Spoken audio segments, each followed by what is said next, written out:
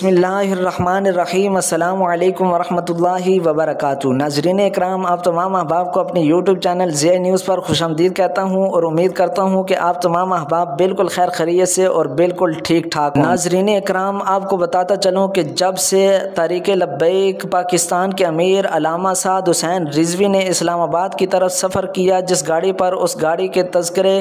آج تک social media پر ہو رہے ہیں اور سوشل میڈیا کے مختلف پلیٹ فارم پر یہ اعتراض کیا جا رہا ہے کہ علامہ سعد حسین رضوی نے یہ گاڑی کہاں سے لی،